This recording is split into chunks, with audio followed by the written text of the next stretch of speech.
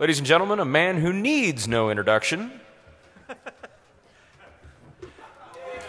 Hi, I'm Foofus, and I'm going to talk today about some research that I did over the last few months. There's a bit of work that has to be done to set the stage. So some of you know me. This is my third, actually, time talking at DEFCON. Previously, I've talked about Windows networking stuff and some software security stuff. Over the last few years, I've been enjoying law school. And so I thought, well, how can I use the fact that I have at least mediocre hacking skills to my advantage in law school so that I can loaf through classes and get better grades rather than have to learn all this stuff? And so this is the output of some of that research. So I'm going to spend a little bit of time, kind of a one-slide introduction to federal civil procedure. So just so we have some terms set. I'm going to talk about some tools that I made for harvesting data, and then look at a little bit of analysis and then talk about what good it might be. So in other words, what was the point of this exercise? So I'll say up front that this is by far not a work of great genius. It is I would consider it kind of a proof of concept. And the question is, can we, without knowing anything about the law and without knowing anything about how stuff works, can we start making some interesting deductions about what the Supreme Court is going to do? So that was the question I set out to try to solve. And so unfortunately, in order to get to that solution, we're going to have to do a little bit of law background. So this is it, civil procedure in one slide. So the life cycle of So, by the way, we're only going to talk about civil cases. Criminal cases are interesting, but we're not going to talk about them because nobody invests stocks, makes stock purchases based on criminal actions. Well, they're not supposed to. So the life cycle of a federal civil case, it starts off when someone gets mad and wants to sue someone else. So that's called pleadings. Some guy will file a complaint, and the other person will have to file an answer to that complaint. So in other words, you wronged me, hell no I didn't. And then the battle is joined.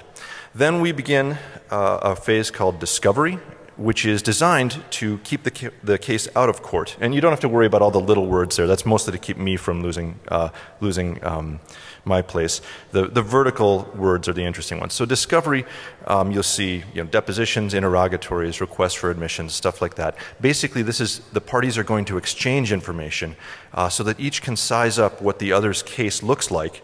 And if you are a defendant and you can see that the plaintiff has a really strong case, you might want to settle. And then that takes it off of the federal court's docket and you don't have to worry about it. On the other hand, if you think that the thing has no merit whatsoever, you can maybe persuade the plaintiff of that.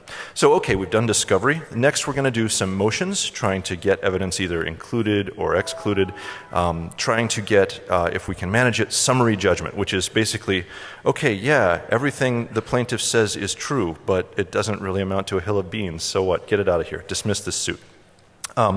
Then, assuming all of that fails, we'll have to have a trial where we'll present evidence and hear arguments. And then you'll get a verdict, and that will include a judgment of, so you'll get some damages or injunctive relief or declaration or something like that. And then whoever didn't like the judgment can appeal it. So when we appeal, and you can appeal actually from any final judgment by the court. So if your case is dismissed at the motion stage, you can appeal that. In fact, a lot of the cases that the Supreme Court takes come to the Supreme Court from summary judgment. All right, so now we're at the appeal stage, and we no longer say plaintiff and defendant. We say petitioner and respondent. Petitioner is the person who says, hey, the court got it wrong. Respondent is the one who says, no, the court was totally right. And so you usually would, in a federal court, you've heard your trial or whatever procedure at the district court level, you're going to appeal to the circuit court level. Then whoever doesn't like what the circuit court did, they can appeal it and try to get it into the Supreme Court. And this is called a petition for certiorari. Certiorari is the writ that the Supreme Court issues saying, yeah, we're taking the case. And it takes 4 justices to agree. So in other words, the Supreme Court gets, I don't know, a gazillion petitions a year, and they're going to select, 80 or so to hear. And they hear only a portion of what they do, and they vote on the cases. And if 4 justices agree that this is one that's worth hearing, they will hear it. So now we're at the Supreme Court. So the first thing that happens is the parties file their briefs. In other words, this, Your Honor, is based on just the law and all the precedent that we can see is why I win.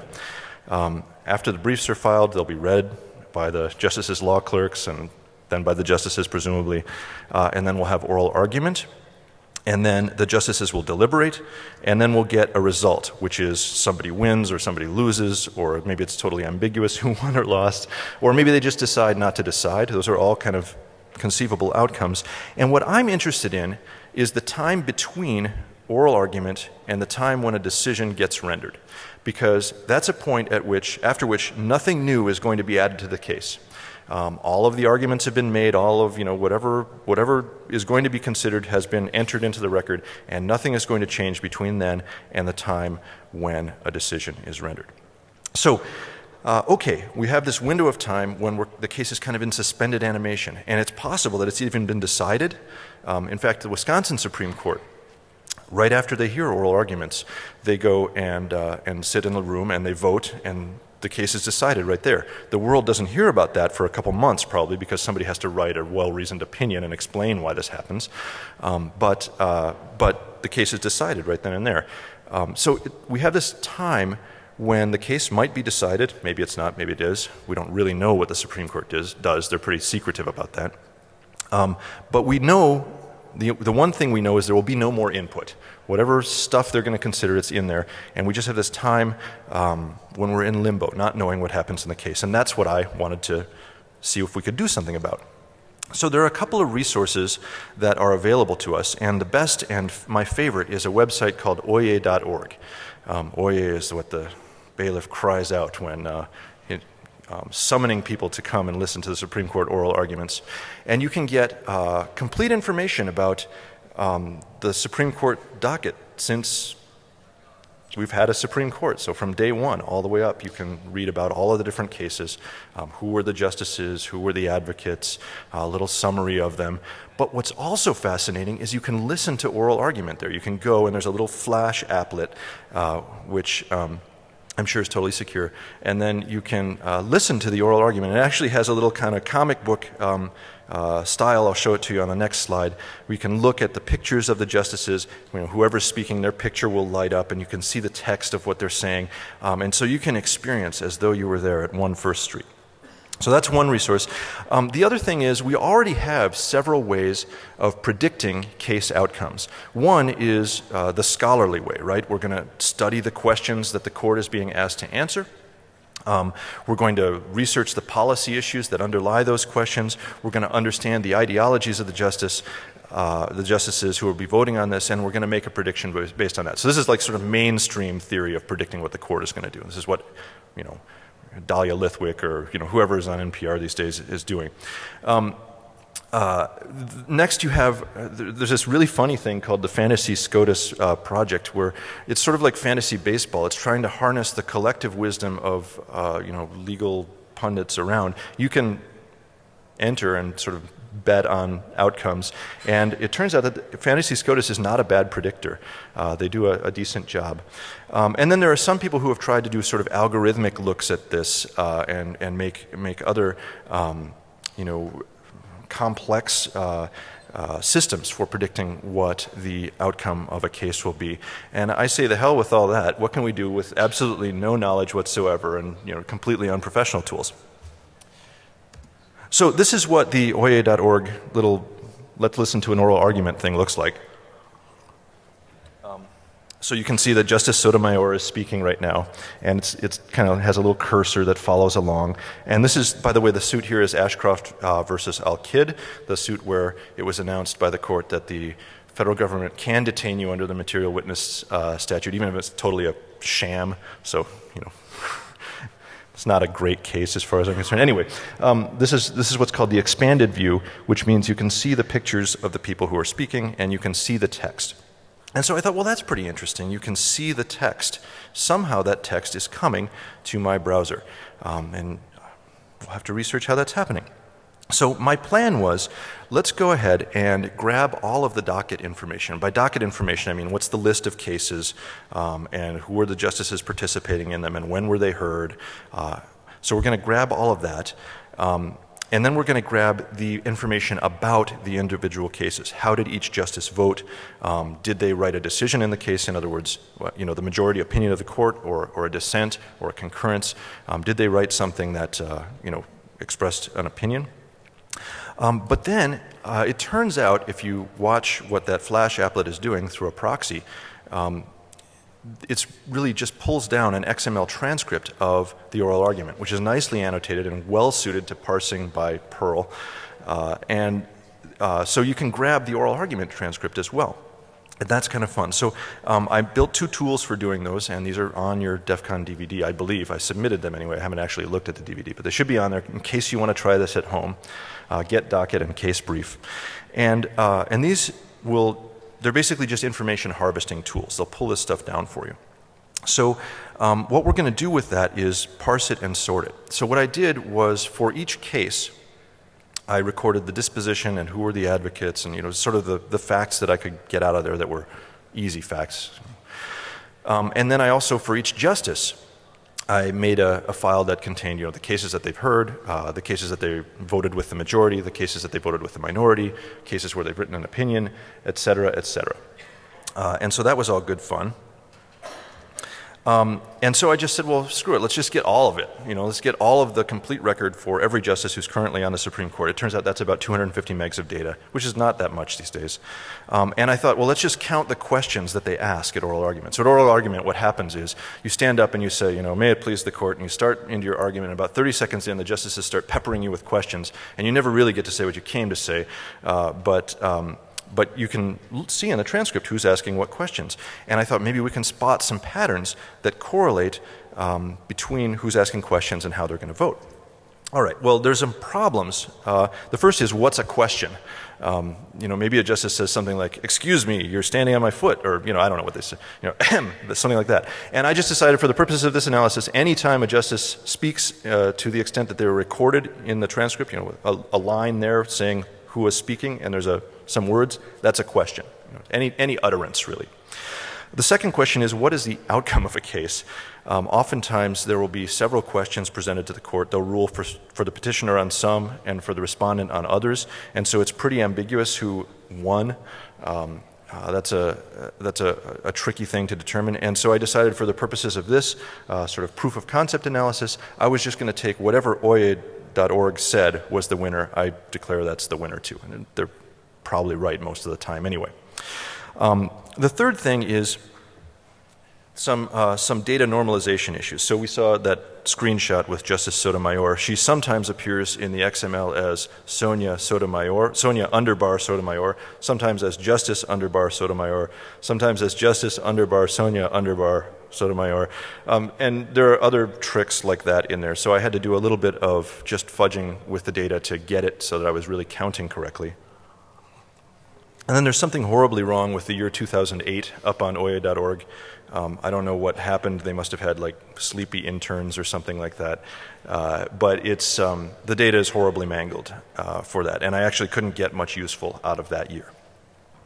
So, great, we've collected a pile of data. Can we draw any inferences from it? For some justices, no. There are four justices, for whom we really can't say anything meaningful.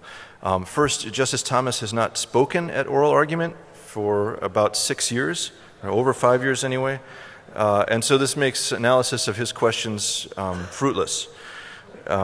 So he does not leak any information at all. However, if you can guess how Justice Scalia will be voting, you might have a good clue about Justice Thomas.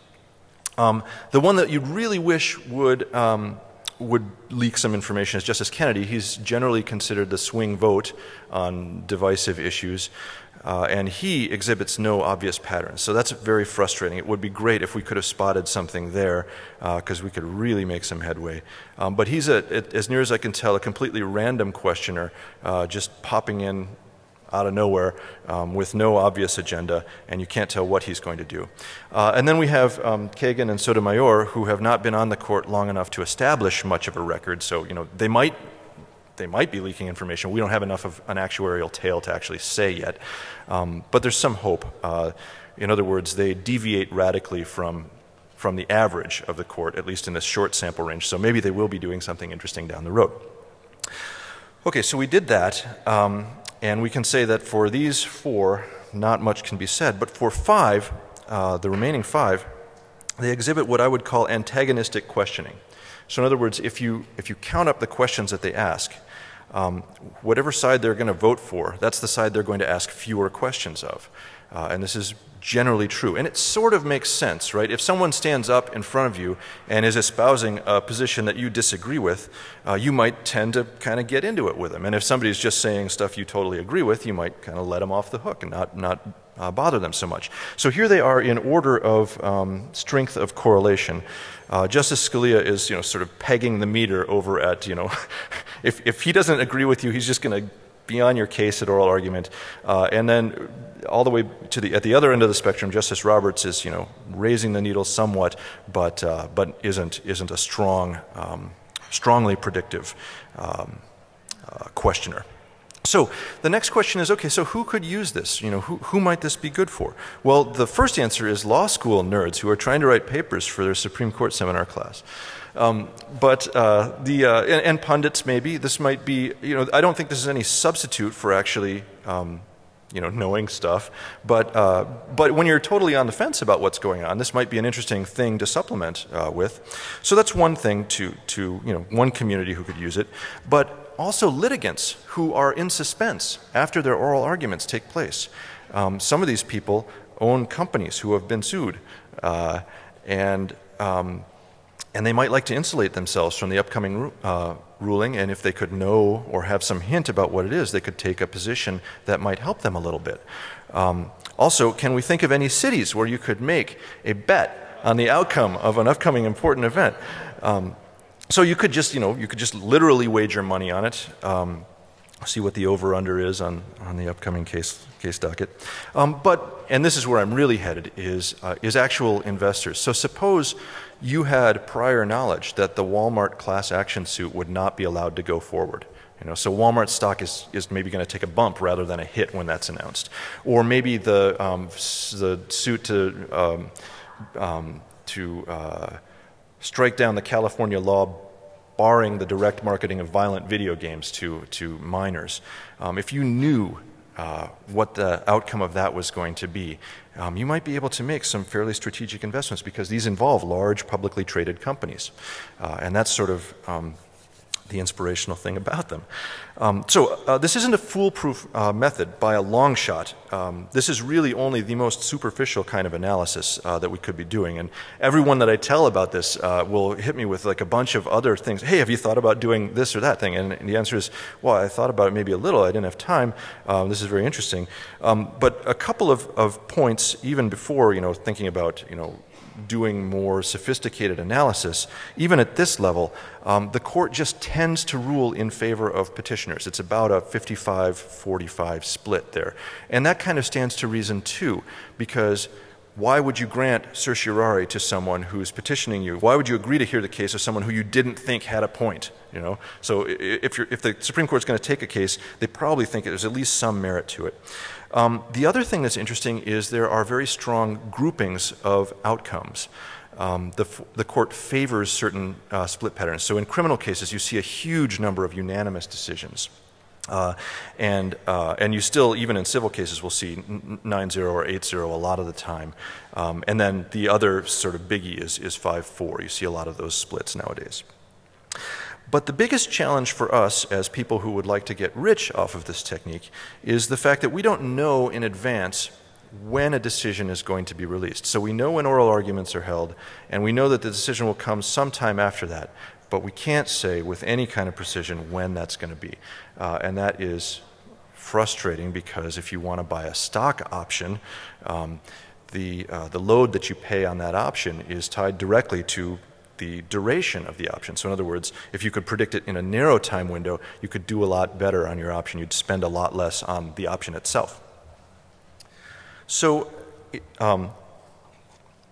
talking with people who are smarter than I am about finance, the guidance that I got is that this is not the sort of thing that you'd, even if you had really good information, even if this were a pretty ironclad method of predicting outcomes, you probably wouldn't want to do something like start a hedge fund that does only this, because the number of cases and therefore the number of trades that you'd be making is pretty small. It's maybe 5 or 10 per term, and that's not how those funds like to work. The better plan would be to get a small cadre of investors you know, 4 or 5 of them who have some money that they're not too risk averse about, and make some small investments based on that, and you can get a fair amount of leverage with options, you know, more than just buying the stock. In fact, that's why when you see an insider trader case, the way the SEC caught those people is they purchased large blocks of options. It's never that they bought the stock itself, because they can get so much more mileage out of an option vehicle. All right, so kind of starting to wrap up here. Again, this is no substitute for actually knowing stuff. I don't recommend, you know, disregarding traditional methods of insight about the Supreme Court. But like I said, if you were at a point where you were just trying to make a guess and you'd sort of exhausted your other sources of knowledge, this might be an interesting supplement to it. And it's kind of fun to be able to make, you know, somewhat sophisticated judgments with absolutely no legal training whatsoever. And that's pretty much what I came to say. So like I said, this isn't a major computer security issue or anything like that. It's a footnote, but it's kind of a fun one. And the other thing that I would like to mention is, I don't know, some people in the room will know who Foofus.net is. We are hiring. If you are a software developer with hacking interest, we would love to talk to you. So drop an email, and we'd love to see about your resume. I am going to be over, at least briefly, in the Q&A area after this, but no one is actually yanking me off the stage now. Oh, or are you? Okay, so I will be over in the Q&A area shortly. Thank you very much, and have a good rest of the con.